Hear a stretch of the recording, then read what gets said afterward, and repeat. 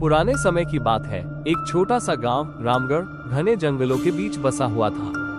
गांव के किनारे पर एक विशाल सदियों पुराना पीपल का पेड़ था। उसकी जड़ें इतनी गहरी थी कि मानो धरती को जकड़ रखा हो और उसकी शाखाएं इतनी फैली हुई थी कि पूरा गांव उसके नीचे समा जाए। दिन के समय भी उस पेड़ के नीचे एक अजीब सी उदासी और खामोशी छाई रहती थी और सूरज की रोशनी भी मुश्किल से जमीन तक पहुंच पाती थी। गांव वाले उस पेड़ को भूतिया पीपल कहते थे। किंवदंतियां थी कि उस पेड़ में एक दुष्ट आत्मा का वास था।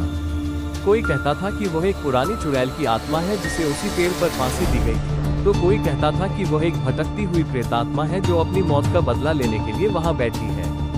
गांव के बड़े बुजुर्ग हमेशा बच्चों को उस पेड़ के पास जाने से मना करते थे, खासकर सूर्यास्त के बाद। उनका मानना था कि जो भी रात में उस पेड़ के नीचे से गुजरता है वो कभी वापस नहीं आता, या अगर आता भी है तो उसका दिमाग फिर कभी ठीक नहीं रहता। गांव में एक नया परिवार रहने आया। उसमें एक युवा लड़का था जिसका नाम रवि था। रवि शहर से आया था और इन सब अंधविश्वासों पर यकीन नहीं करता था। वो वैज्ञानिक सोच का आदमी था और गांव वालों की बातों को महज कहानियां मानता था। जब उसने भूतिया पीपल के बारे में सुना तो उसे हंसी आ गई। ये सब बकवास है। उसने अपने दोस्त मोहन से कहा, पेड़ भला भूतिया कैसे हो सकता है? मोहन, जो गांव का ही था, डरते हुए बोला, रवि तुम नहीं जानते। कई लोग रात में वहां गए और फिर कभी नहीं दिखे। कुछ तो वापस आए पर उनकी आंखें खाली थी और वे कभी बोल नहीं पाए। रवि ने उसकी बात को अनसुना कर दिया। एक दिन उसने अपने दोस्तों को चुनौती दी, मैं आज रात उस पीपल के पेड़ के नीचे जाकर दिखाऊंगा। अगर वहाँ कुछ हुआ तो मैं मान लूंगा, वरना तुम सब मानोगे कि यह सब मनगढ़ंत कहानियां हैं। उसके दोस्त डर गए पर रवि अपनी बात पर अड़ा रहा। रात ढल चुकी थी, चांद बादलों के पीछे छिपा था और घना अंधेरा चारों ओर पसरा हुआ था। रवि ने एक टॉर्च ली और अकेले ही पीपल के पेड़ की ओर चल पड़ा। जैसे जैसे वो पेड़ के करीब पहुंच रहा था, हवा में एक अजीब सी ठंडक महसूस होने लगी जो गर्मियों की रात में असामान्य थी। पेड़ की विशाल छाया उसे डरावनी लग रही थी। उसकी पत्तियों की सरसराहट ऐसी लग रही थी मानो कोई फुसफुसा रहा हो। रवि ने हिम्मत जुटाई और पेड़ के तने के पास पहुंच गया। उसने टॉर्च ऊपर उठाई पर रोशनी भी उस पेड़ की विशालता में खोसी गई। अचानक उसे एक ठंडी हवा का झोंका महसूस हुआ और उसके कानों में एक धीमी डरावनी हंसी गूंजी। रवि का दिल तेजी से धड़कने लगा। उसने सोचा कि यह सिर्फ हवा और उसके मन का वहम है।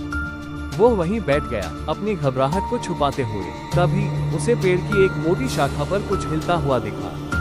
रवि ने टॉर्च उधर की तो देखा कि एक काली छायादार आकृति वहां बैठी थी। उसकी आंखें लाल अंगारों की तरह चमक रही थी। रवि की रूह कांप गई। वो अपनी जगह से हिल भी नहीं पा रहा था।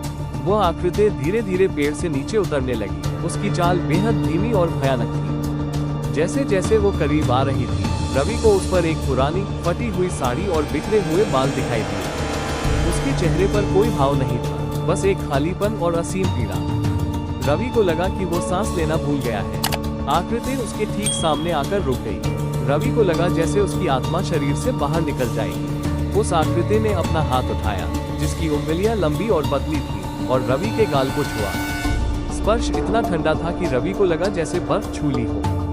उसी पल उसके दिमाग में हजारों भयानक तस्वीरें कौंध गईं, दर्द, चीखें और एक औरत की सिसकियां।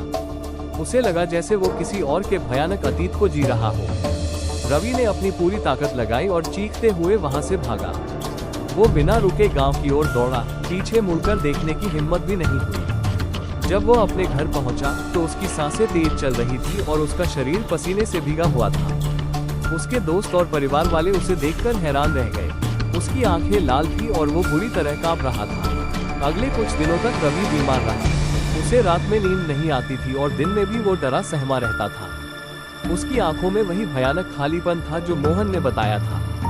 उसने कभी किसी को नहीं बताया कि उसने उस रात क्या देखा था, पर उसकी चुप्पी और उसका बदला हुआ व्यवहार गांव वालों के लिए काफी था। गांव वालों ने पीपल के पेड़ के पास जाना पूरी तरह बंद कर दिया। रवि ने भी उस पेड़ की तरफ कभी मुड़कर नहीं देखा। वो जानता था कि कुछ चीजें ऐसी होती हैं जिन्हें विज्ञान या तर्क से नहीं समझा जा सकता, और कुछ रहस्य ऐसे होते हैं जिन्हें छेड़ना नहीं चाहिए। पीपल का वो भूतिया पेड़ आज भी रामगढ़ गांव के किनारे पर खड़ा है, अपनी भयानक कहानियों और अनगिनत रहस्यों को अपने अंदर समेटे हुए, और हर रात उसकी पत्तियों की सरसराहट में एक डरावनी हंसी गूंजती है जो गांव वालों को उस दुष्ट आत्मा की याद दिलाती है।